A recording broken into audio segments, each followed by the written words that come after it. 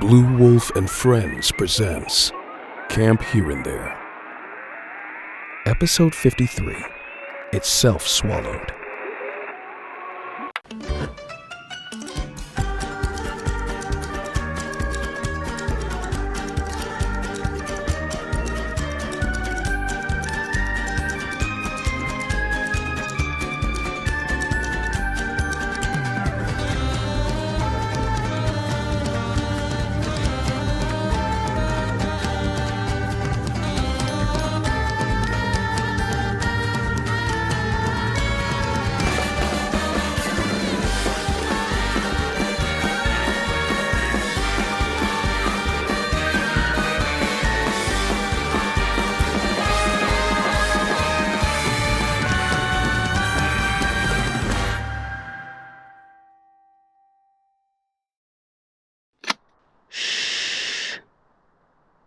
Voices to a hush, please. If you speak, the sound should drift away through the open, baby pink sky, like a whisper being swapped between moths on a curtain. It's quiet day, as you know, hushed as a newborn babe, to ensure we see no more whippoorwill mimics. I'm here as a special exception, an authorized whisperer, sanctioned by Lucille herself, to deliver only the barest minimum of news. Now, our breakfast situation. For breakfast, we have juice, precisely portioned into sippy cups. Slurpers will not be tolerated. One errant gulp could doom us all. Moving on, you may have noticed the distinguished guest currently looming over the administration building. Our great horned owl. Majestic today as ever, wings wide and grand, talons sunk deep into the weather vane. She's been here forever, or close enough. I remember her from my first season, when I was still small and fawny and thought this camp was the whole world. She sat in that same spot back then. She sits unmoving and ever watching. Yesterday, the whippoorwills simply roosted around her, not the least bit disturbed by the fact she is several links above them in the food chain. I've never seen her blink, never seen her eat, never seen her move a muscle. That is, until today. At dawn, I saw it. Her neck in a slow, deliberate rotation. Once, twice. I thought it would stop at 180 degrees, as is the respectable limit for any self-governing bird, but it didn't. One full turn became 2, then 3. By the 4th, I was less impressed and more concerned for the integrity of her spine. I kept track on my hands. 5, 6, 7, 11. She hasn't stopped. She's just rotating. The weather vane beneath her hasn't moved since dawn, but she has, pivoting endlessly with her unblinking stare. The only interruption in the motion came at precisely 6:77. That's when Lucille stepped out from the administration building, a rare sight, as she prefers to stay within its walls. She was headed toward the staff restroom by the mess hall, because the one in administration suffered a pipe burst during the last tunnel excursion. Jaw set, eyes glowering, she crossed the gravel with a brisk stride.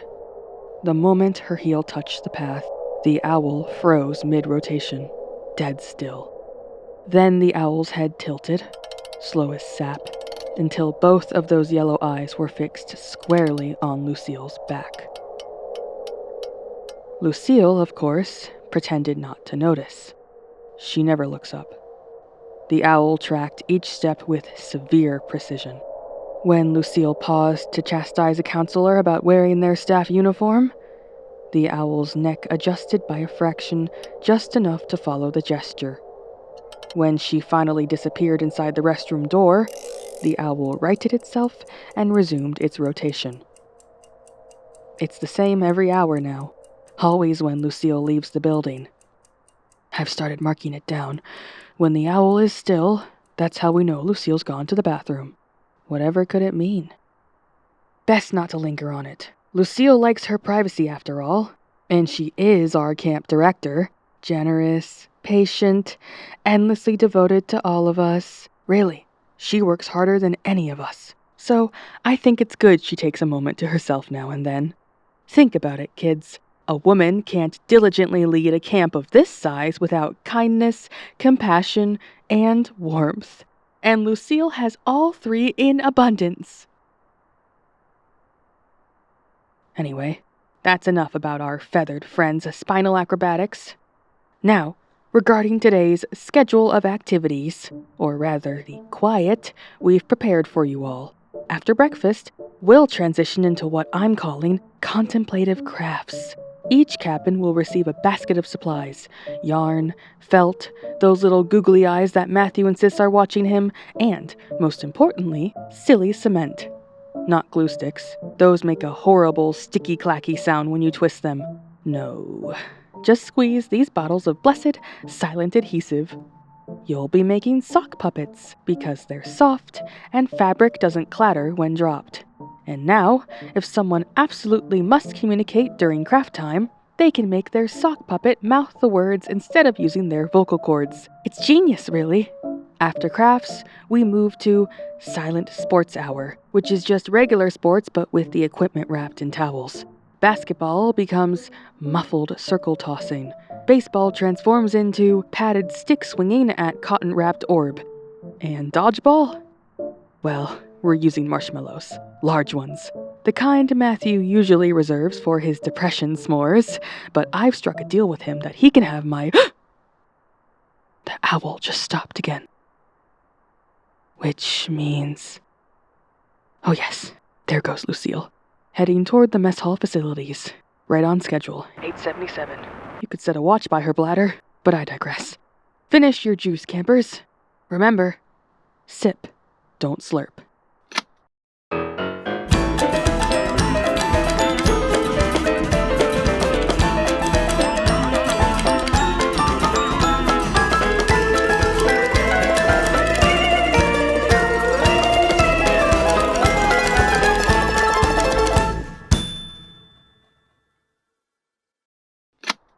Lunchtime, and I am once again the voice of nutritional reason. Careful whisper. Don't peek above a breath. For lunch, soft foods only. Nothing crunchy or brittle or, God forbid, a noodle. Instead, we've got cream of goat soup and a mashed tartare constructed into a smooth, seamless mound, the top of which is so exquisitely troweled by Matthew's melancholic hands that I suspect he spent hours in deep, meditative swirling. The owl. You want to hear about the owl? I decided to wait by the door for Lucille's bathroom break, intent on finally asking her what the deal was. Lucille crossed to the restroom once again at 9:77. But before I could call out to her, this time the owl moved. Her wings unfurled in one violent sweep.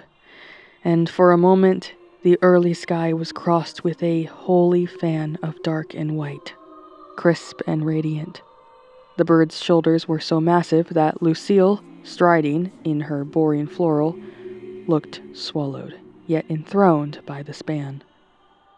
For an instant, in perfect alignment, the wings arched outward just as Lucille paused on the path. Lit straight through with ribbed feathers and sun-glossed edges, she appeared crowned and haloed by the world's most disgruntled angel. Then it took flight. Massive, deliberate strokes drumming the air. And it's been tormenting us since. Well, better to say it's been tormenting, During silent sports hour, I was out in the rec field to help a child with a scabbed knee. And I saw her. It was now perched on the nearest goalpost, wings folded like a cape, gaze as sharp and pointed as the talons wrapped around the post. Every so often, its head would slow swivel to track a particular child or a cluster of counselors, but then it seemed to have zeroed in on one specific quarry. Jedidiah. He was at the edge of the track, lining up cones for some aerodynamic study. Every time he reached for a cone, the owl's head jerked an angular fraction in his direction. He tried to ignore it, but it was impossible. The owl was glaring him down with stern severity. The next time he grabbed a cone, the great horned owl let out a... Well, at first I thought it was a croak, but then it wasn't animal at all. It was Lucille's voice, her actual voice, broadcast from the beak, echoing across the rec field in the same cavernous, no-nonsense timbre as our director's morning check-ins. Jedidiah, posture! He dropped the cone, nearly fell over. The owl repeated, Posture, Jedidiah! I watched his spine snap upright, so fast it looked like he'd been yanked with a fishhook. The owl mimicked the voice. Eyes front, Jedidiah! Then, softer, Good boy! I'd have thought it was funny if it weren't so plainly, hideously targeted. Jedidiah didn't come in for snacks after that. He just stalked back to the nurse's building and locked himself in. I wanted to check on him, but I had my own situation to monitor. Namely, Lucille. At 10:77, she emerged from her office and cut across the quad in exactly the same brisk pattern as before. She did not acknowledge my presence, nor anyone's, though usually she'd spare a microsecond for a nod or some pleasantry about accountability. Instead, she walked directly to the mess hall bathroom, shut the door, and did not re-emerge for a full 26 minutes. I know this because I set a timer. She has not spoken to anyone today. She just reappears every hour, heads straight to the restroom, relocks herself in her office, and starts again. It's eerie, and also, I have to say it, impressive. If the goal was to throw us all off with sheer commitment to business-like routine, then, wow, mission accomplished. No, I'll admit, my brain is not at its best lately. I've had spells where I lose 10 minutes, or can't quite get my lips to move how I want, or stare at minor bloodstains on the bedsheets and feel the hours dissolve out of me. Sure, people don't always trust me. But watching Lucille today, I'd swear on my best lost tooth that something is wrong with her. Now the camp is clotted with rumors. The children are whispering about the owl, of course, but they also whisper about Lucille. Some say she's been replaced by a robot. Some say she's been possessed by the bathroom demon. A legend Natsume has been gleefully circulating since last year's session. One child in Grasshopper, Pinky, swore he saw Lucille's shadow detach from her body and run up the flagpole. Another says she saw the owl's face flicker into a person's, just for a blink. And it looked like Nurse Sydney, except tall and mean. Hilarious, children. I suppose we will have to monitor the situation for updates. That's all for now, campers.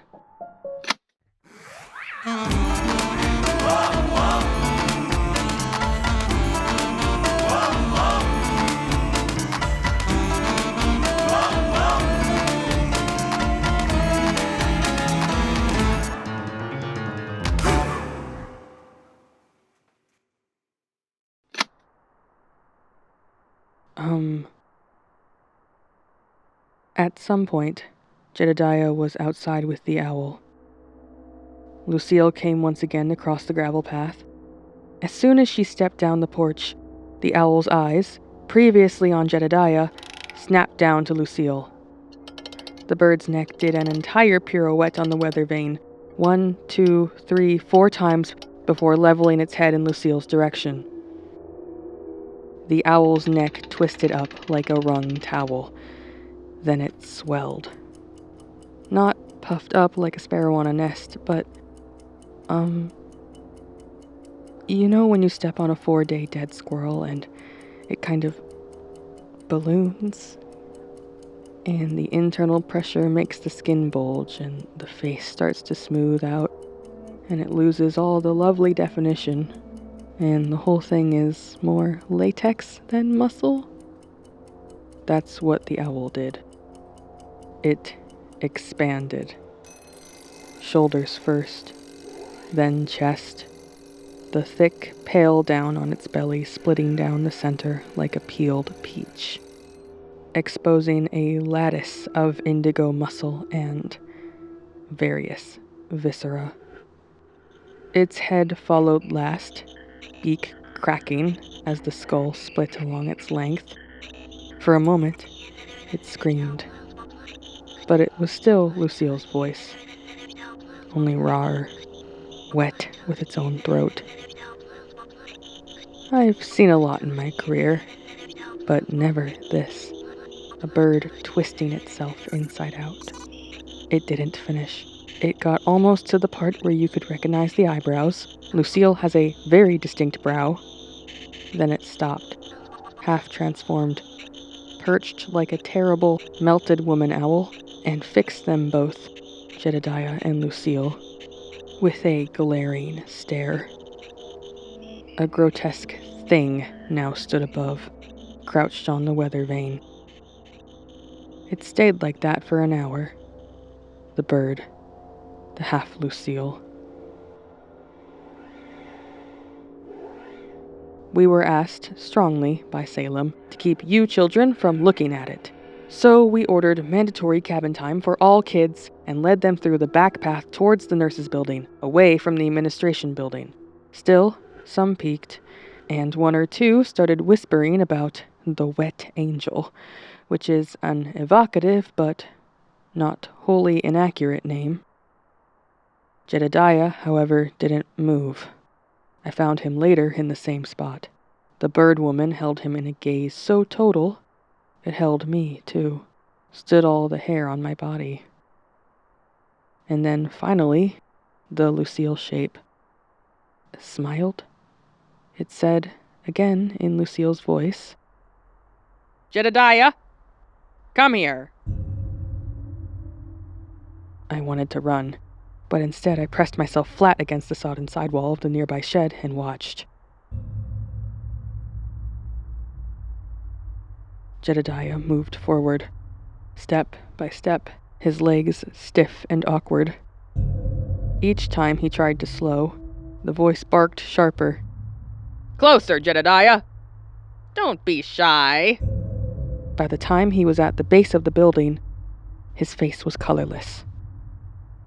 Then the thing did a new, horrible trick. It blinked. Just once. Both eyes were dark as night, then flickered, lost some of its bulk for a moment, and suddenly it was Lucille, wearing her pleasant maternal smile. It crawled down the side of the administration building, all tendon and twisting limbs, never breaking its gaze on my partner. It faced Jedidiah, standing in the clearing near the quad. Jedidiah, said the owl again, neck ribboning outward in disgusting telescopic spirals. Bring me the pail. It wanted him to clean up. In that moment, it was perfectly Lucille. I watched Jedidiah try very hard not to turn his back on the thing as he fumbled for a bucket from the shed I was pressed against. He didn't look at me as he grabbed it. With one limb, both feather and knife bone, the owl gestured for him to get on his knees. Scrub. Scrub the mess. You know what happens when you neglect your duties. He dropped. The thing made him scrub the grass for several minutes. Each time he slowed, the owl shrieked at him in Lucille's voice, and he was back at attention. I watched the owl trudge toward Jedidiah, then plant itself on the damp, scrubbed-up patch of grass.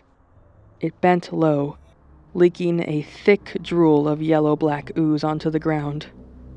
The sound it made was a wet. Good. You did good, Jedidiah. Jedidiah stood and began to back up. The thing followed, stalking him with every nervous hop, until it finally cornered him by the utility shed. Then, it did something truly obscene. It started to tear. The entire creature began to peel itself like wet fruit, feather and flesh unstitching down the side and curling away from the bone, The ripping flesh sounded like a bag of grapes getting slowly appended. Somewhere beneath that shifting mask, the features tried to organize themselves, flipping between Lucille's sneer and the blind, eyeless rictus of a newborn chick. "Mom?" I heard Jedidiah say quietly. It split further down the seam, unzipping itself from chin to breast, ribs blooming open like a nest, and all the stuffing inside was bloody and crawling with I'd call them maggots if it wasn't clear from the way they chanted and wept that they were baby owl heads, each with its own little Lucille face, gnashing and blinking and asking for more. The air stank of fresh liver and the acrid, musky tang of throat. And for just a moment, it took on the shape of a face I didn't recognize, but felt familiar. And then it said in a softer voice, "Show me your hands. Are you hurt?" Jedidiah stood straight, wiped his palms on his shirt, and then he ran, just full tilt up the field, not looking back. The thing chased him, lopping in an ungainly, disjointed gallop, slopping bits of itself with every stride. I was certain it would catch him. But he got to the admin building first and vanished inside. The owl stopped short, arched its mangled wings, and howled in a voice that was all of Lucille and none of it. The next part I'll never forget. There was a pause, then a click as the admin building window flew open. Jedidiah, trembling and wild-eyed, clambered out, clutching something silver in his hands. I recognized it. The rusted revolver Lucille kept in the back office. The owl woman thing tried to shout, "Put that down!" before the bullet crashed through its temple. Blood and down exploded in a crunchy, wet sound. Jedidiah didn't wait to see if it worked. He fired again and again, spending the whole cylinder in panic. Most of the shots missed, but the two that landed were enough. The owl's entire face caved inward, blowing to pieces. The head slumped off, rolled in the mud, and stopped. For 3 slow seconds, the body bobbed on its legs. Then it too crumpled, the wings folded over like a death shroud. Jedidiah stood above it, shaking, his hands slack and sticky with old powder residue. He watched it for some time. Somewhere behind me, Lucille let out a small sigh. I turned to face her. She didn't say anything, just stood with a grim set to her jaw, looking whole again. The dead bird stayed where it fell until Lucille came back with one of Rowan's shovels. She didn't ask anyone for help, and she didn't spare a word for Jedidiah. She scooped the massive carcass up and walked it to the woods. I watched her until she vanished in the trees, and then I went to check on Jedidiah. He was sitting behind the supply shed. I sat next to him for a while, but he was silent. Eventually, I put my head on his knee. He put a hand on my hair, and that felt nice. Campers, it seems the owl was just a particularly motivated mimic bird, perhaps using Lucille as a source of inspiration. Nothing to worry about, truly. Sometimes nature gets a little ambitious, that's all. We've all had days where we try on a new voice, or a new face, or a new terrifying range of behaviors that defy the known laws of skeletal structure. Perfectly normal.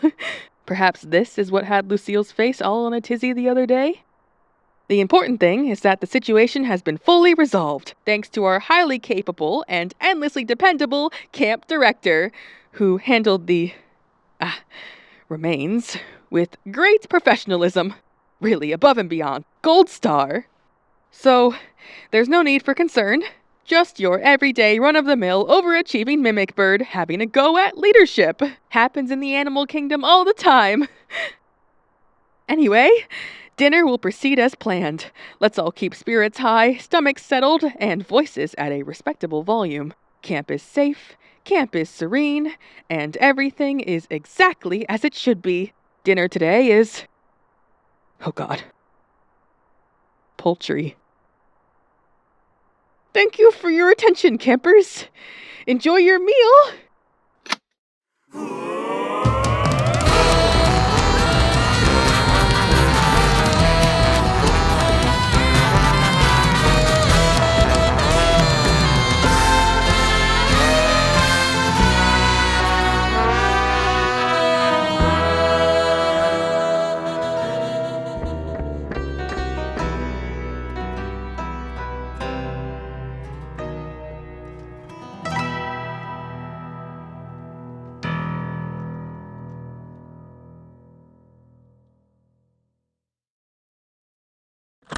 Ghost recorder. 2525. Sydney? Oh. Hi. You're back. Yeah.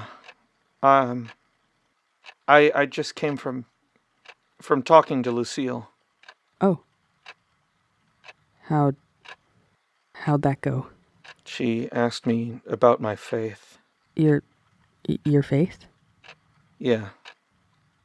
And? I love you. I love you too. I shouldn't laugh. I thought it was rhetorical, you know? Or like another one of her tests. Did you tell her the truth? No. I believed for a long time when I was a kid. Then I thought about the last time I actually tried to ask for something. Like a miracle? No, nothing that dramatic, just... I used to pray at night. Like if I lied to my mom or did something bad at school, I'd go to bed and do that hands folded thing and try to even it out. Sorry, sorry, sorry, over and over. And eventually I stopped. But sometimes I still do the gesture in my head. I guess like a tic. Mm-hmm. The last time I remember, I was praying that you wouldn't go to hell, 'cause you did that whole Satanism thing in high school. Oh my God, you remember that? I didn't want to go to heaven without you. Well, I wasn't baptized anyways. Yeah. What did she say next? She just said, good. And then she barked at me to organize the sign-in sheets, but the folders were all sticky from whatever was in the owl. So it was just a typical day, I guess.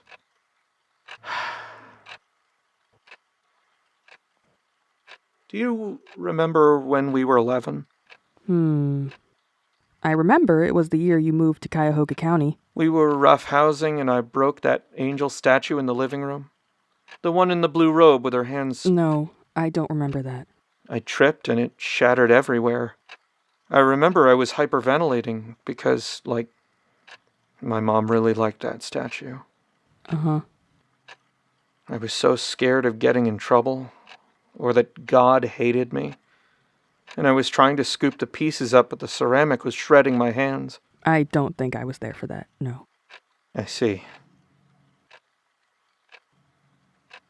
Are you okay, Jedi?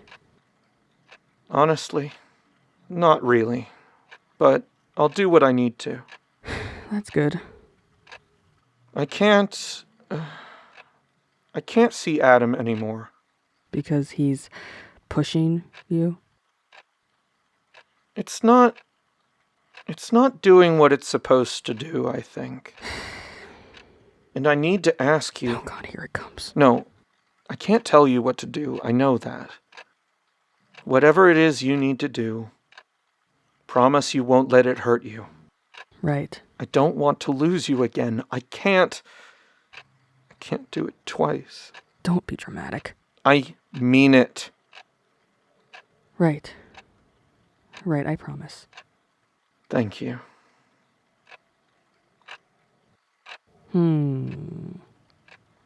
If there was a god that you could talk to, what would you say to him? I'd tell him he's lazy. And to double check the blueprints. I'd say thank you for how handsome you are. Like the way you look when you're lost in thought. That's all I'd thank him for. You're such a sap. Oh, and for the hair on your knuckles. Okay.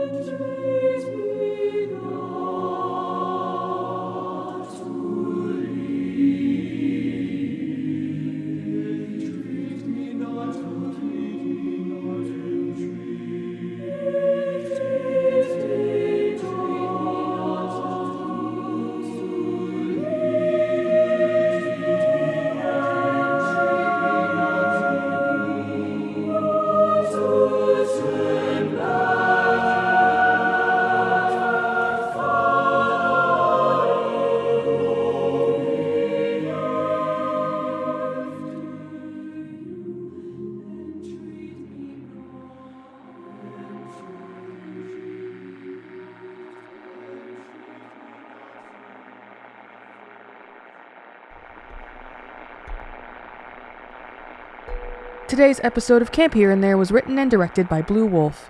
The role of Sydney Sargent was performed by Blue Wolfe. The role of Jedidiah Martin was performed by Voicebox Vance, with original music composed by Will Wood and produced by Jonathon Maisto. Additional music composed by Kyle Gabler and Another You.